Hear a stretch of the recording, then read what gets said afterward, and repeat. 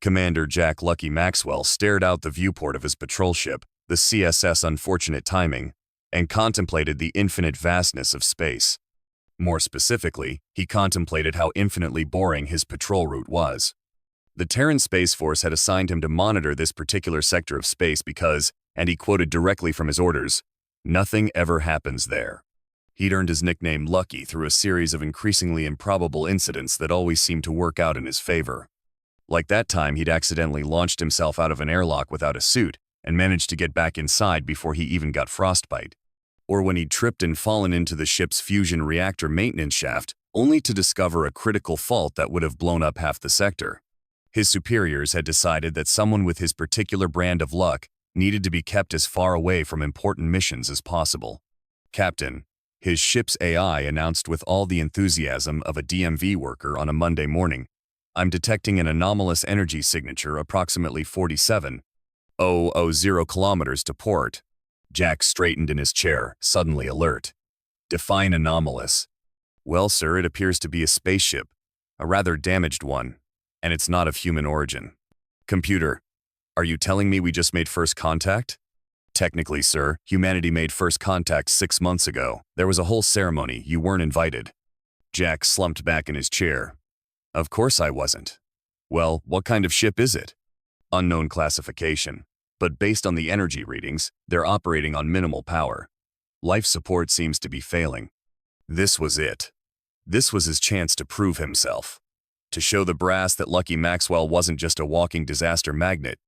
He'd perform a heroic rescue, establish diplomatic relations, maybe even get a medal. "Sir." The AI interrupted his daydream. "They're responding to our hails. Audio only." A series of high-pitched chirps and whistles filled the bridge, followed by what sounded like someone gargling mouthwash while playing a kazoo. After a moment, it resolved into heavily accented standard English. "Please maintain your distance. We acknowledge your presence but must insist that you do not approach. We have the situation well in hand." Jack blinked. "Your life support is failing." "A minor inconvenience. We assure you we require no assistance from humans?" Jack supplied helpfully. A chorus of what sounded like terrified squeaks came through the comm. "They are humans. Emergency protocols. Initiate the Death World contingencies." Jack watched in bewilderment as the damaged ship attempted to limp away at what could generously be called 1/8 impulse power. They were leaving a trail of plasma behind them that looked like a leaking radiator on a '92 Honda Civic. "Should I pursue, sir?" the AI asked, somehow managing to sound both bored and amused. "They're not going to get very far," Jack noted, watching as the alien ship executed what had to be the slowest escape attempt in the history of space travel. "But yes, follow them. Maintain distance so we don't spook them more than they already are." "Sir, they appear to be broadcasting a distress signal. Would you like to hear it?" "Sure, why not?" The message played. "Warning to all vessels, humans detected in Sector 7. This is not a drill. They survived atmospheric re-entry in nothing but environmental suits. They drink poison for pleasure. They can regenerate lost limbs. Well, technically they can't, but they replace them with mechanical ones and keep going anyway. Stay away, stay. Oh no, they're following us. Remember the protocols. No sudden movements, no direct eye contact. And whatever you do, don't let them try to help. You know what happened in the Rigel system." Jack turned to his AI's holographic interface. "What happened in the Rigel system?" "No idea, sir. But they seem very concerned about it." "Right." Jack settled back into his captain's chair, watching as the alien ship continued its glacial escape attempt. "Well, this is definitely not how I imagined first contact would go." "Second contact," the AI corrected. "Not helping, computer. This was going to be a long day. But at least it wasn't boring anymore." After 20 minutes of what had to be the least dramatic chase sequence in the history of space exploration, the alien ship's engine finally gave out with a sad little puff of green plasma. "Well," Jack announced to nobody in particular, "I guess we're done with the running away part." He opened a comm channel. "This is Commander Maxwell of the CSS Unfortunate Timing. Your engine just failed. Your life support is critical, and you're venting atmosphere. Would you please let us help you before this becomes really awkward for everyone involved?" There was a long pause before the response came. If we agree to accept assistance, will you guarantee not to demonstrate any of your species' Death World capabilities?" Jack mouthed the words Death World capabilities silently to himself. I promise to be as non-Death Worldy as possible. Scout's honor. Another pause. We are unfamiliar with this Scout's honor. Is it one of your combat rituals? What? No, it's... Never mind. Look, can we dock with your ship or not? A new voice came over the comm, this one sounding more authoritative but equally nervous. This is Senior Xenoanthropologist Kretal of the Scientific Vessel Rational Discourse. We will accept your assistance. But first, we must verify your safety protocols. Do you have any Class -4 biohazard suits? We've got standard environmental suits. Standard environmental suits? The voice rose several octaves. But the atmospheric pressure differential could exceed 7 kilopascals. Yeah, that's what they're designed for. By the 7 moons, Kretal whispered, they really are indestructible. Jack pinched the bridge of his nose. Computer, what's their atmospheric composition? Nitrogen-oxygen mix, sir. Almost identical to Earth standard. They're basically breathing the same air we are. Did you hear that? Jack asked the aliens. We can breathe your air just fine, no suits needed. The resulting silence was so profound that Jack checked to make sure the comm was still working. You would expose yourself directly to our atmosphere? Without protection? Kretal sounded like someone had just suggested juggling antimatter containment pods. Well, yeah, you're breathing it, right? But we have spent generations adapting our bodies to survive in such harsh conditions. Our ancestors engineered our entire species to. Your atmosphere is literally the same as ours. Impossible. Our homeworld is a deadly environment of extreme conditions. Temperatures ranging from 268 to 305 Kelvin. Atmospheric pressure of nearly 1 full bar. Radiation levels that. Yeah, that's Earth. You just described Earth. There was a sound from the other ship that Jack's universal translator helpfully identified as multiple beings fainting simultaneously. A new, shakier voice came on. This explains so much. The histories speak of your kind. How you survived the Great Filter by simply being too stubborn to die. How your warriors can continue fighting with massive trauma that would incapacitate any rational species. There are documents from the first observation team that watched a human female carry a young male over 3 kilometers with a broken leg. Her broken leg. Oh yeah, that happens all the time. Adrenaline's wild. Look, can we maybe have this conversation while we're fixing your ship? Your life support numbers are still dropping. You would risk boarding our vessel? Even knowing it may be unstable? Jack sighed. That's generally how rescues work, yes. Truly, you are as fearless as the legends say. The alien's voice dropped to a whisper. We had heard stories that humans regularly ingest molecular acid for pleasure. Molecular acid? What are you? Oh, you mean coffee. Listen, I really think we need to discuss your sources for human information. But first, let's deal with your ship. Computer, begin docking procedures. Certainly, sir. And may I say, your ability to remain patient in the face of such interesting xenoanthropological theories is admirable. Was that sarcasm? I'm an AI, sir. I don't do sarcasm. I merely make factual observations in a tone that might be interpreted as mocking by overly sensitive organic beings. Right. Jack stood up, stretching. Well, time to go terrify some aliens with our basic rescue protocols. This should be interesting.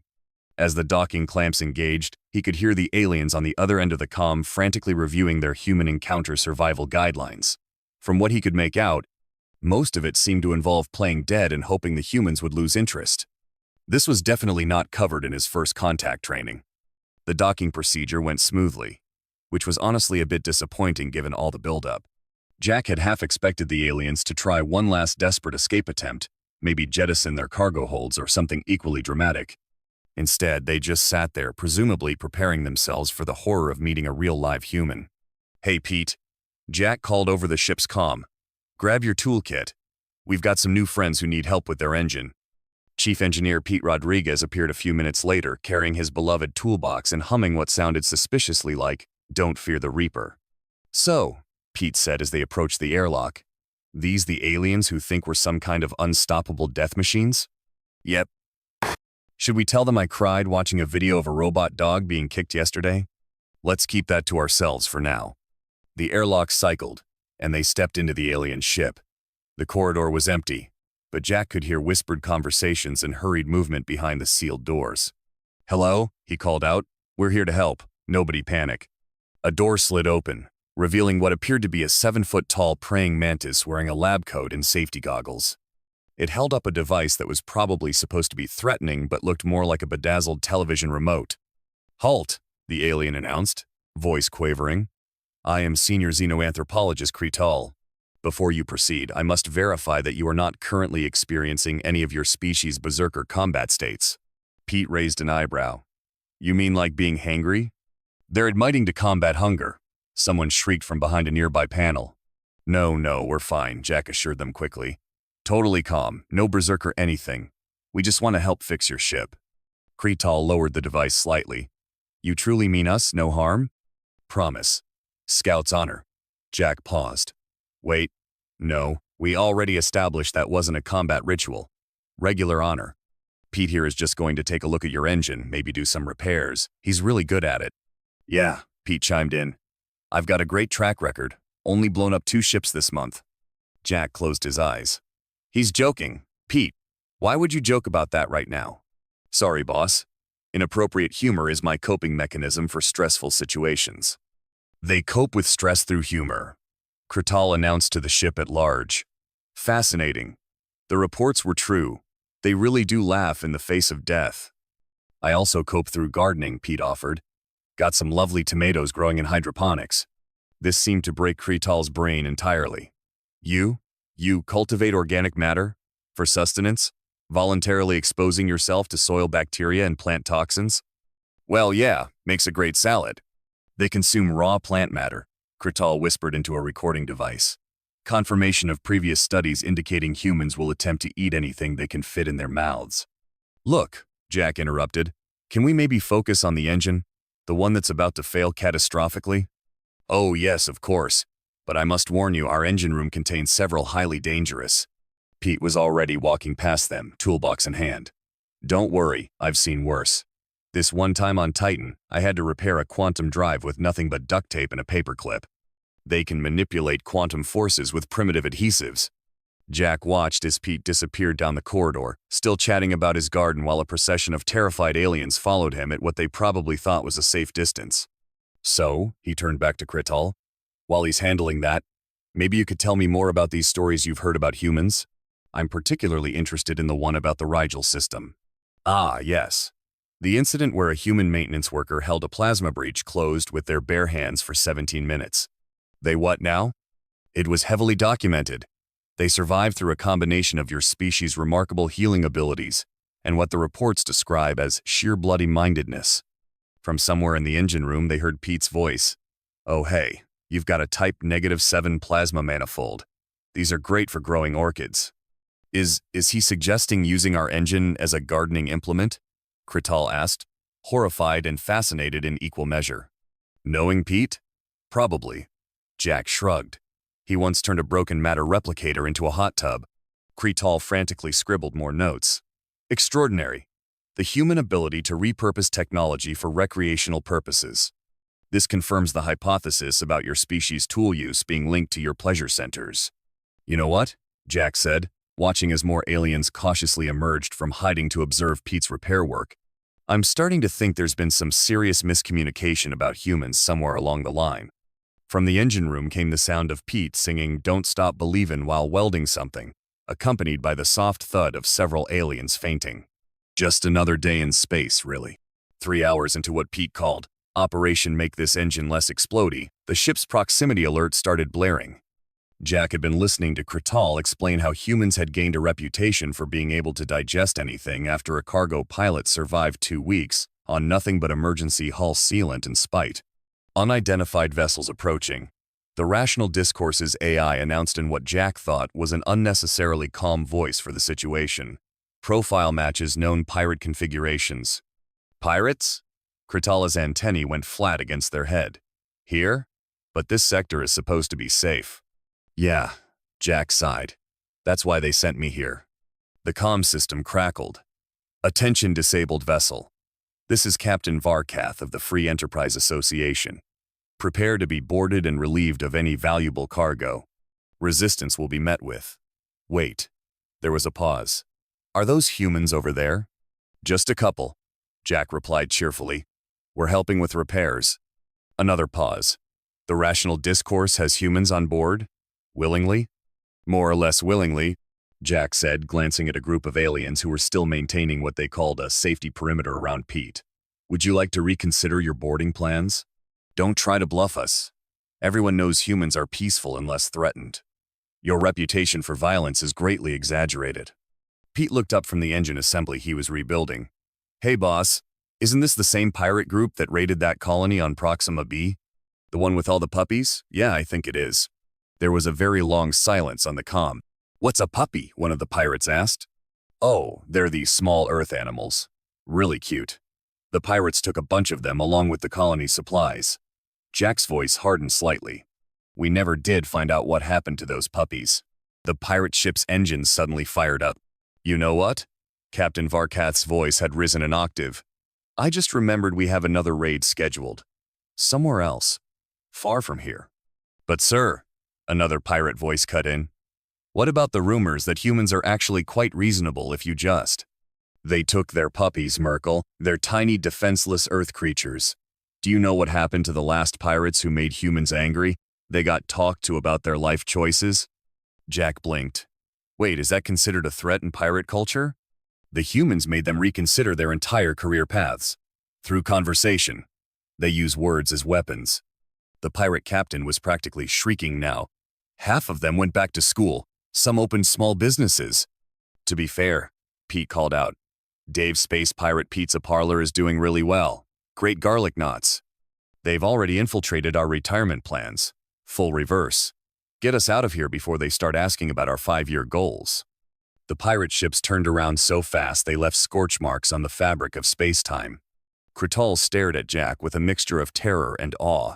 You defeated them without firing a single shot, simply by implying you might engage them in supportive dialogue about their future. I mean, that wasn't really what I was going for, but sure, let's go with that. The legends spoke of your species' psychological warfare capabilities, but this... Krital shuddered. You turned their own crew against them with promises of better career opportunities. Actually, Pete chimed in, Dave really did need a career change.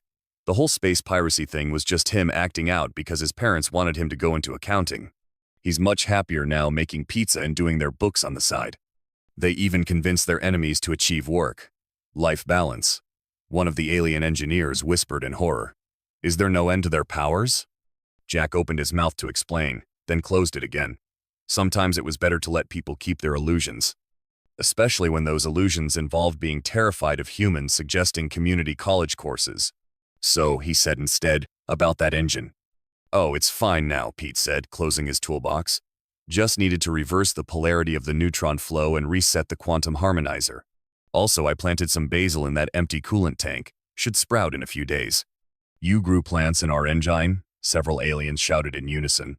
Don't worry, it's just a small herb garden. Very therapeutic.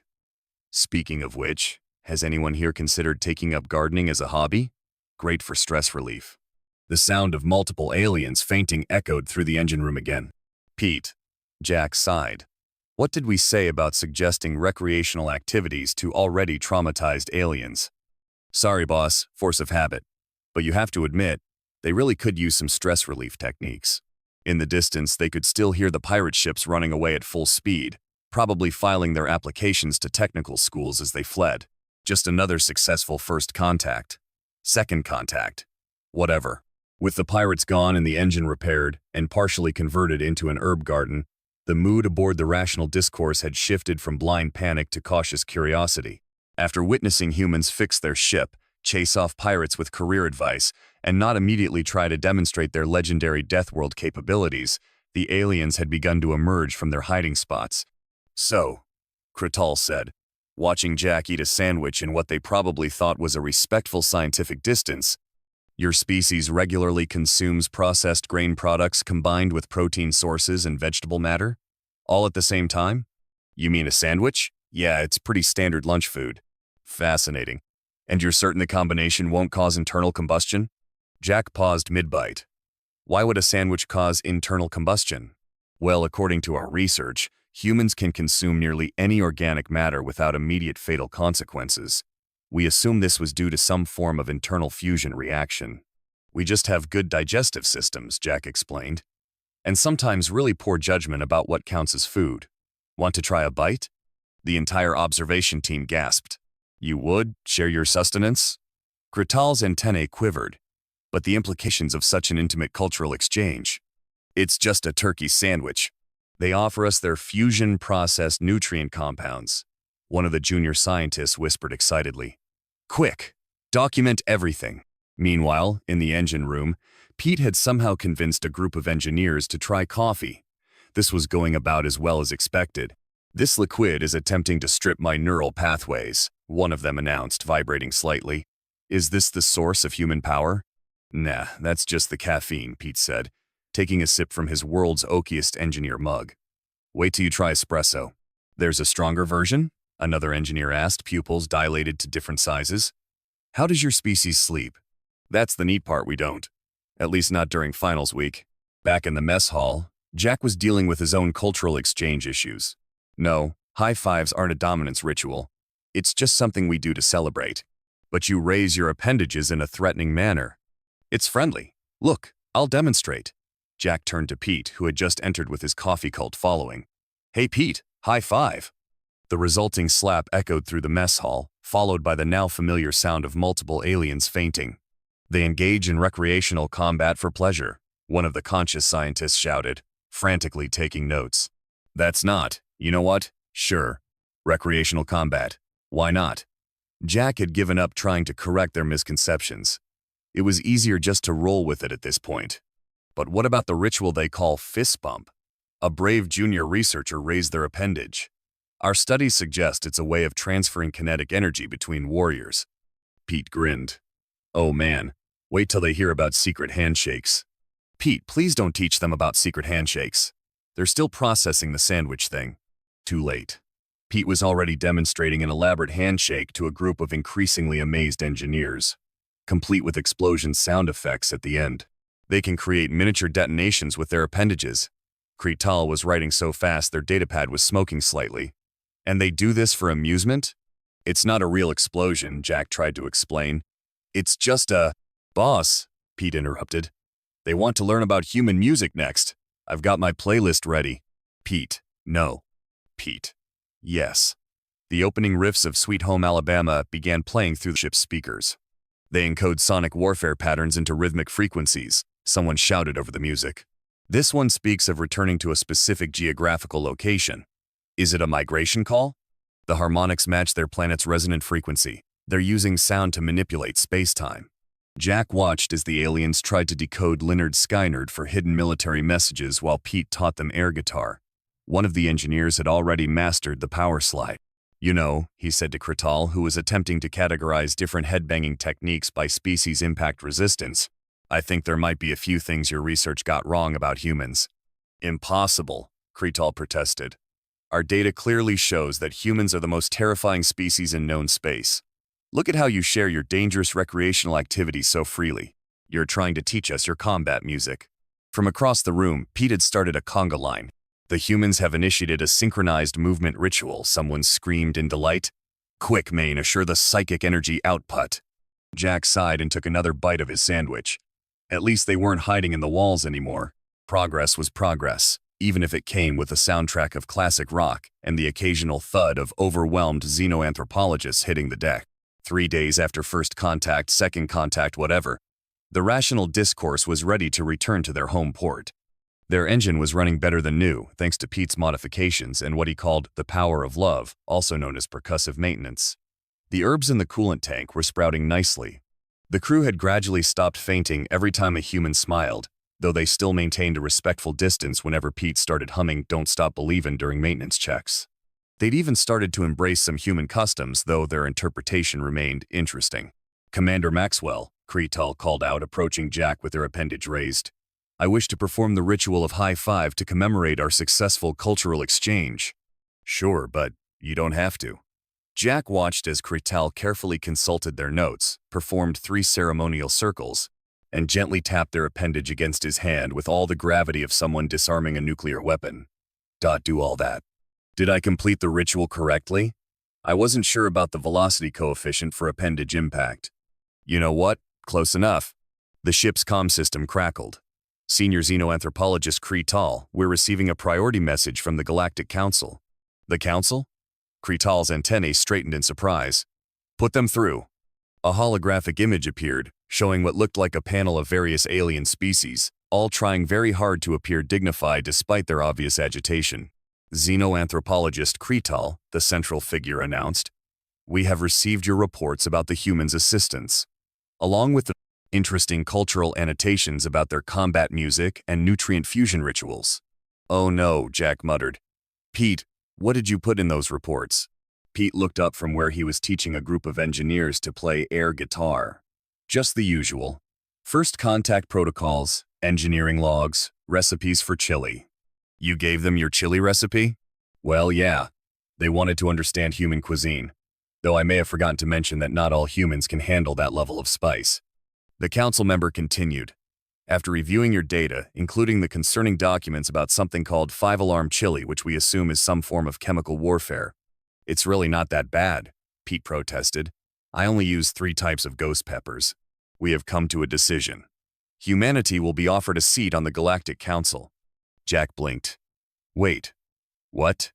Your species has demonstrated a unique combination of traits. You are physically resilient, yet show no inclination toward conquest. You possess terrifying capabilities, yet use them primarily for assistance and gardening. You have mastered fusion technology, yet primarily employ it for brewing bitter stimulant beverages. That's not how coffee." Jack started, but the council member wasn't finished. "Most importantly, you have shown an unprecedented ability to handle crisis situations while maintaining positive psychological states, often through the use of rhythmic sound patterns and recreational combat displays." "They mean the conga line," Pete whispered helpfully. "Therefore, we would like to formally designate humanity as the galaxy's official crisis response species." There was a moment of silence. "So," Jack said slowly, "you want us to be the galaxy's emergency response team? Because we're good at helping people while playing music and growing herbs and engine parts?" "Precisely. Your species' unique combination of durability, problem-solving capabilities, and inexplicable desire to nurture other life forms makes you ideally suited for the role. Though we would appreciate it if you could provide warning before deploying your chili-based weapons." "It's just a recipe," Pete muttered. "And I even left out the extra habaneros." "Do you accept this responsibility?" the council asked. Jack looked around the ship, at Pete, still teaching aliens about classic rock, at the engine room where Basil was growing in a quantum coolant tank, at Kretal, carefully practicing their high-five technique with a group of junior researchers. "You know what? Sure. We accept." "Excellent. Though we must insist on one condition. Please have your engineering specialist share more of his vegetation cultivation techniques. Several council members have expressed interest in these tomatoes he speaks of." Pete's face lit up. "Oh man, wait till I tell them about hydroponics." And that's how humanity, the species that terrified the galaxy with their ability to survive basically anything, ended up becoming space's equivalent of golden retrievers. Friendly, helpful, slightly chaotic, and absolutely determined to make everyone feel better through a combination of food, music, and enthusiastic physical gestures. The rational discourse eventually made it home, its crew forever changed by their encounter.